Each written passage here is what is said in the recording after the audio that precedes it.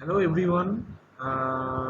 Good afternoon, all the my dear students and all viewers. Myself Saikat Shome, Assistant Professor in the Department of Civil Engineering, and the specialization is Environmental Engineering. So today I am going to deliver a lecture on transport process in the subsurface environment. First of all, what is subsurface in environment means? Subsurface environment means uh, beneath the surface of the earth. We are talking about that thing beneath the surface of the earth, that is the subsurface environment we are talking about. Okay, so transport process in the subsurface environment, in the groundwater zone, the defined kinds of solids, that may be the water, that may be the other chemicals that flow from one part to the other part. So we are going to discuss about that processes under the surface of the earth. That's why we are telling this one as a transport process in the subsurface environment. So first of all, I want to say one thing, that is I'm recording this video from PowerPoint presentation. So time to time I need to off my camera just because this portion will be blocked if I switch on the camera. Okay, time to time I will on and off my video. Please be ready with that. Okay, so we are moving to the next one. So this is the hydrologic cycle. Okay, this is the hydrologic cycle. Hydrologic cycle means a whole process of precipitation from the start to the end. Okay, you can see in this figure, um, we all know that the main source of water is our main source of water for the drinking purposes is the groundwater. Otherwise we have a lot of water, but main source of drinking water is always the groundwater. Okay, so you can see that the sea portion had the lot of water, but that water we cannot use actually. Seawater is not usable at all. It cannot be used in any production work. It cannot be used for the drinking purposes. It cannot be used for the agricultural purposes. We have that for the ecological balance actually, but actual useful water is the beneath the groundwater. That is our actual work. Okay, this is the hydrological cycle. This is the source of water. Okay, you have to understand this. First of all, you can see evaporation from the surface sources means the pond, sea, river. From in the power of sun, this surface water used to evaporate. Okay, after evaporation it is going upwards and then it condenses, then it is coming back to the earth by the form of precipitation. Okay, by the form of precipitation means precipitation may be different kinds of, like rainfall, there is a fog, snowfall, different kinds of precipitation is there. The main source of precipitation is the rainfall. Okay, so this is the concept. Okay, look at this one is the evaporation, second one is the precipitation, and third one is the surface runoff from the precipitation. Okay, this is the groundwater table, this is the infiltration, and this is the groundwater flow. After after the precipitation, the ground becomes wet and saturated, and then the soil pores are um, what it's say, the ground pores, the voids which is available into the soil, they get condensed with that of the water, and after that the water used to flow from one upper part to that of the lower part, and then it's moved to the river or any water sources or watershed part. Okay, so this is the runoff part means after precipitation, the water of that precipitation flows from one part to that of the other part. That is called the runoff.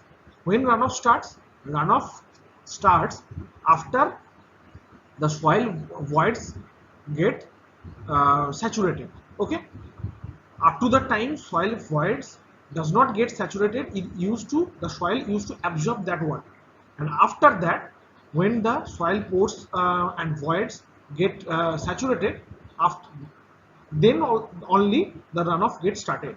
Okay, so that runoff is moved to the groundwater and groundwater table, and that water is the source of our main drinking water. Okay, so after, beneath the groundwater table we used to get the groundwater, and that is useful for us actually. Infiltration means this portion is the infiltration. What is infiltration? Infiltration part means it is infiltrate the precipitation, that is infiltrates from the ground, upper surface of the ground to that of the lower surface of the ground. That is called the infiltration. It is infiltrating from upper portion to that of the lower portion. That is called the infiltration. Okay, so this is the actual concept of hydrological cycle. This is a very important cycle actually. So you can see the whole cycle of that. Okay, so from there we are moving to the next slide. That one is the soil water zone. This is actually the percentage. Okay, this is actually the percentage. You can see from that whole water, the salt water is 95.96%. Okay, if we can say that if we divide the earth into 4 parts, the 3 parts is water and 1 part is land. Okay, but from that 3 parts of water, not the every part of the water is not the every part of water is drinkable. Okay, so we have to take care of that drinkable water. That is actually the source is the groundwater. Okay, so you can see from this pie chart that is the seawater is 95.96%. Okay, and from that at only this much percent fresh water is only 4.04% is the fresh water. Okay, from that 4.04% is a glacier or polar ice is there, atmospheric water is there, lakes and rivers is there, underground water is there, biosphere is there. Accumulating all this, we have the fresh water percentage is 4.04%. Okay, so we have to very much take care of that groundwater. So there is about 100 times as much as fresh water in the groundwater than in rivers and lake water. Okay, groundwater is very much important. Groundwater is one reservoir of the hydrologic cycle, and it represents about 22% of the fresh water. The fresh water which we used to get from there, groundwater is 22% of that hydrological concept, cycle. Okay, the subsurface is the most important in the water resource portion. Most important in the water resource process. So we don't have to contaminate that. We have to take care of that groundwater. Okay, that's why nowadays you can see that in the municipality area, no one is permitted to take the groundwater with the submersible. Submersible water is not allowed in every houses right now. Okay, so this is an important part. The next one is this is the transport of contaminants. This is the transport of contaminants. Contaminants means which is contaminating our groundwater, which is contaminating our any water. I mean, it can contribute. You can this can contaminate the surface water also, subsurface water also.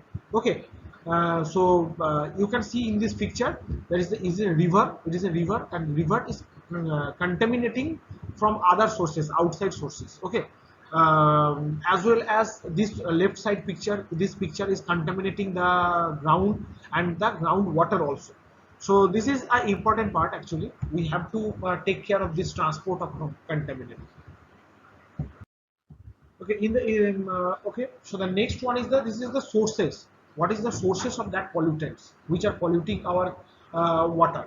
Water pollutants may originate from a point source and a non-point source.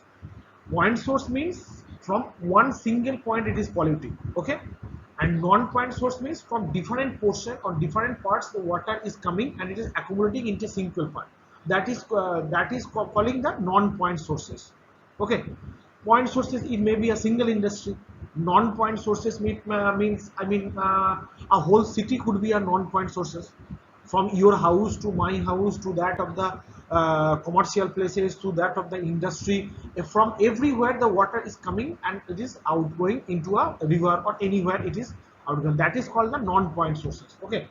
So the point sources is characterized by the presence of indefinable and small scale sources. It is a small scale sources.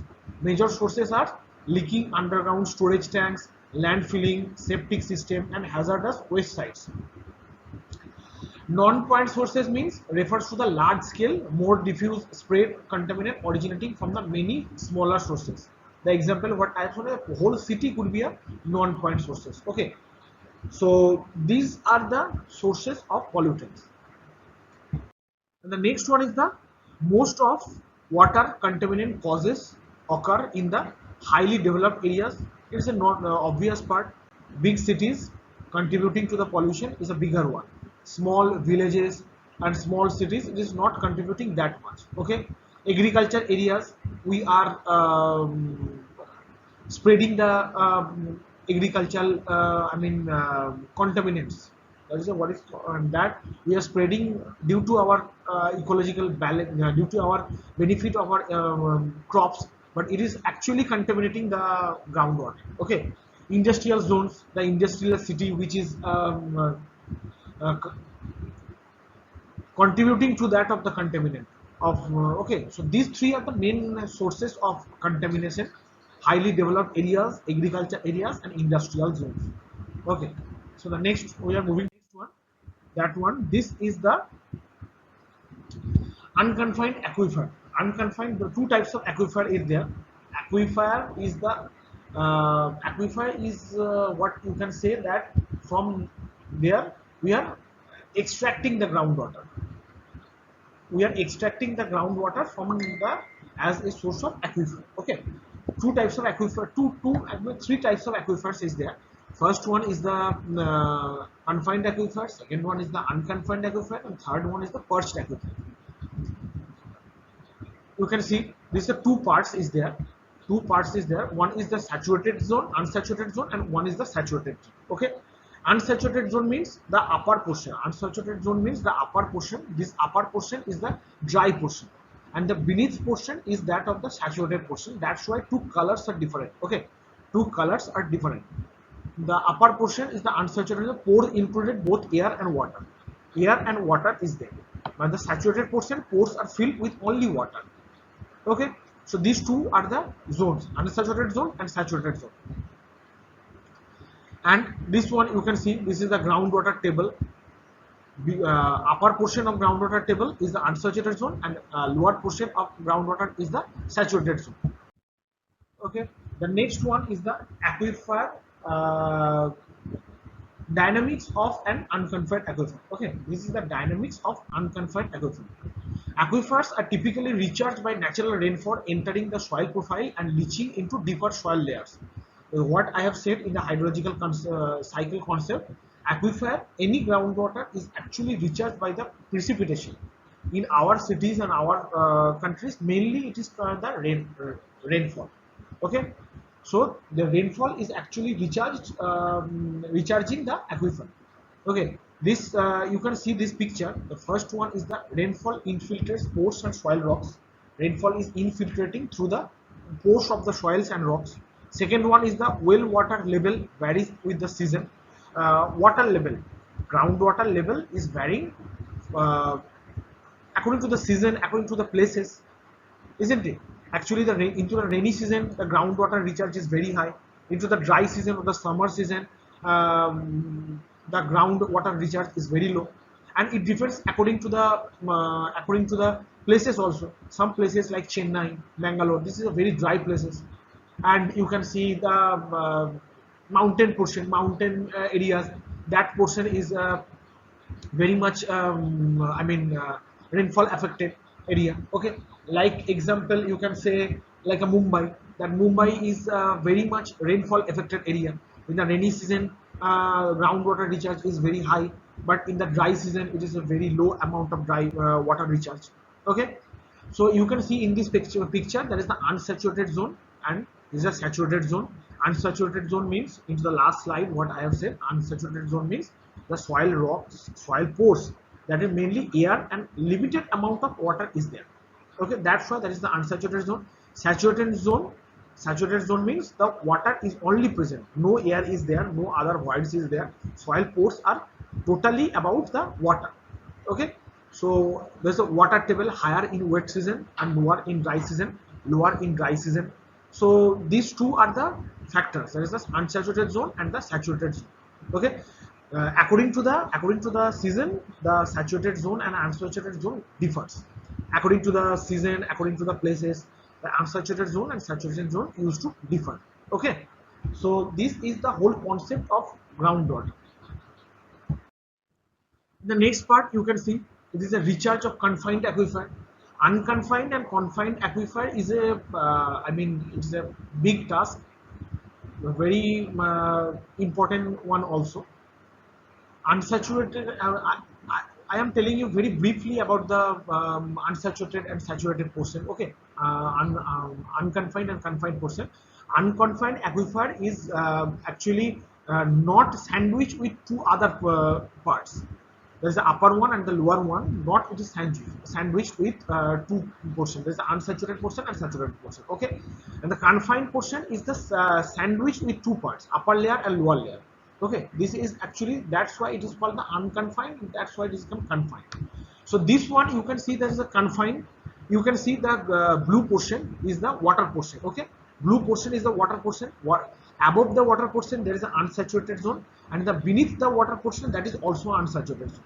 Okay, that's why I have called the confined aquifer is the sandwich with two unsaturated zones, upper one and the lower one. You can see the first one portion, that is the recharge area where the confined aquifer is recharged by the infiltration. Confined aquifer is recharged with the infiltration. Second one is the difference in elevation from the upper portion to the lower portion. In the upper portion, water cannot stay over there, so the recharge is very much less. In the lower portion, water can stay over here, so the recharge is high. Okay, into the third portion, it is third portion is the flowing artesian well. Okay, this is the fourth portion. The fourth portion, that is a water table is there. You can see that average height of water table in the recharge area. Upper portion the water table is very high, and the lower portion the water table is very low. We have to you can see the flowing artesian well. This is a flowing artesian well. Artesian well, we can extract the water by a artesian well. In these cases, you have to extract more to get the water. That's why I am telling you the water table differs from place to place. In the upper portion, in the upstream portion area, the water table is very close to the ground. In the downstream portion, the water table is not that close, so we have to extract much ground to get the water. Okay, so this is a confined aquifer concept. Okay, and confined aquifer portion is sandwiched with two unconfined or unsaturated zones. Okay, upper portion is also unsaturated zone and the lower portion is also unsaturated zone. Okay, but in the unconfined aquifer, there is only upper portion is saturated, but the lower portion is totally unsaturated.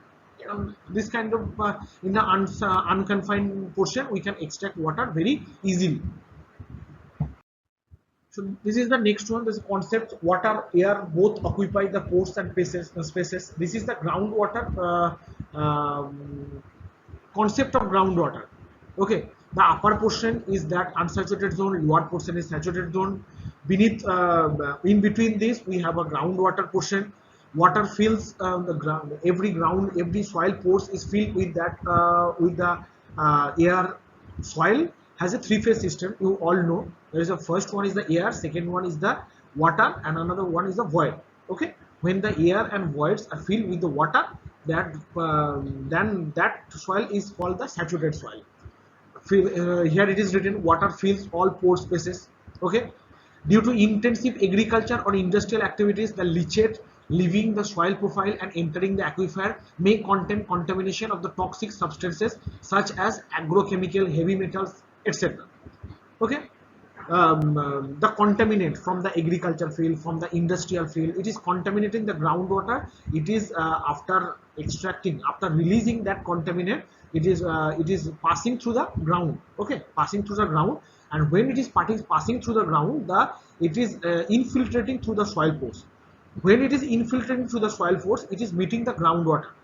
Okay, it is meeting the groundwater. When it is meeting the groundwater, it is flowing through all the groundwater zones, so it is contaminating our groundwater. So we have to take care of that portion actually. Okay, so this is how the groundwater is polluting. So this is the next one, which I already told. There's a three kind of aquifer is there. The first one is the unconfined aquifer, second one is the confined aquifer, and third one is the perched aquifer. Perched aquifer is a different kind of aquifer thing. You can see beneath the perched aquifer there is the aquiclude, and upper portion is the unsaturated portion. Okay, and within this portion, beneath the aquiclude there is also unsaturated portion, and again we have a saturated portion. Okay, so this is a different kind of aquifer is this. That's why it is called perched aquifer. Okay, main water table, this is a saturated portion, upper there is a unsaturated portion, and suddenly there is a portion, there is only a saturated portion is there, and upper portion of that there is again there is a unsaturated portion. So this is perched aquifer portion. Okay, so the once all these chemical have entered the aquifer, they can transport over the large horizontal portion. Large horizontal portion means when it is transporting through the soil pores, it is contaminating the all the ground water. It is contaminating all the groundwater. Okay, so we have to take care very we have to take care of that water groundwater portion very carefully. Otherwise drinkable water will not be there after few years. So we have to take care very cautiously. Okay, so this is the remediation of highly contaminated aquifer system is commonly a long-term and expensive proportion. If we try to actually what you can say, if we try to save the groundwater, you have to take care very easily, very cautiously, and for that we need high amount of money and infrastructure for that. Okay, as safe and effective use of subsurface environment is a major challenge facing our society, there is a great need to improve our understanding of the shallow subsurface and the groundwater system.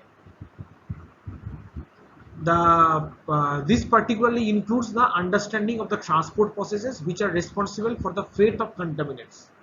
So from all these slides, what I have tried to say that groundwater is very precious, and we have to take care of that contaminant transport, and we have to take care of our groundwater for the sake of our future and our environment. Okay, so this is the concept. In the only this part is there. Okay, and for the next video or next slide, we will enlarge this portion, and we will know about the transport modeling, different kinds of transportation equation, and all this. Okay, hope this video is helpful for you. Thank you so much.